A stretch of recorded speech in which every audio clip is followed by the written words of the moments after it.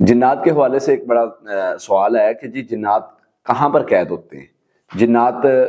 قید ہوتے ہیں تو پھر کون سے جنات قید ہوتے ہیں؟ اس میں نا اختلاف ہے علماء میں۔ ایک تو مجھے بڑی ہنسی آئی ہے اس بات پر کہ جس نے سوال کیا کہ جی جنات کہاں پر قید ہوتے ہیں، تو میں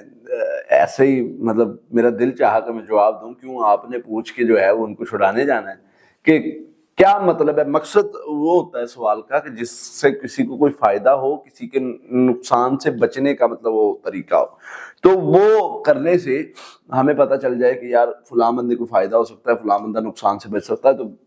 بس پھر ہم وہ چیز کریں۔ تو لہٰذا ایسے سوالات جن سے کسی کو فائدہ نہیں ہو رہا، جن سے کسی کو فائدہ ہوگا وہ سوال کرنے چاہیے، جن سے کسی کو فائدہ نہیں ہو رہا تو اس سوال سے اوائڈ کرنا چاہیے۔ اچھا، بات آ گئی جنات کہاں پر، جنات قید ہوتے یا نہیں ہوتے؟ بھائی قید ہوتے ہیں۔ احادیث جو ہمیں یہاں پر دو طبقے علماء کے، بعض لوگ کہتے ہیں کہ جنات قید نہیں ہوتے، وہ یعنی کہ جو ہے نا وہ قید ہو نہیں سکتے اس طرح سے، پھر وہ پاکستان میں قید ہوتے، دوسرے ملکوں کا کیا، مطلب اس طرح کے مختلف سوالات اٹھاتے ہیں۔ بھائی ہمارا اصول ہے،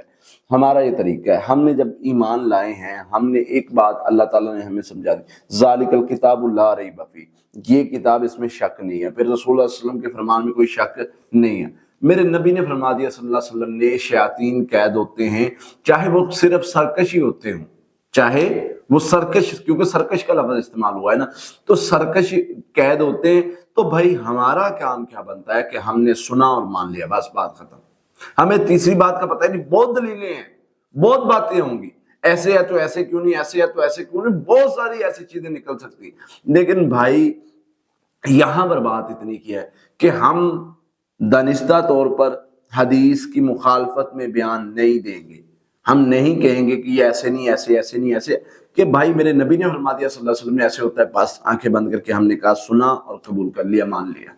ہمارا یہ طریقہ ہے۔ تو باقی یہ ہے کہ اللہ تعالیٰ سے پناہ مانگتے رہو ہر حال میں۔ بسا اوقات چھوٹے شیاطین جو ہوتے ہیں وہ قید نہیں بھی ہوتے، اور ان کی آزادی کی وجہ سے ہمارے معاملات میں شرارتیں اور اس طرح کی چیزیں ہوتی ہیں۔ اللہ سے پناہ مانگتے رہو ہر قسم کے شر سے بچنے کے لیے، تو اللہ تعالیٰ ہمیں محفوظ رکھیں گے۔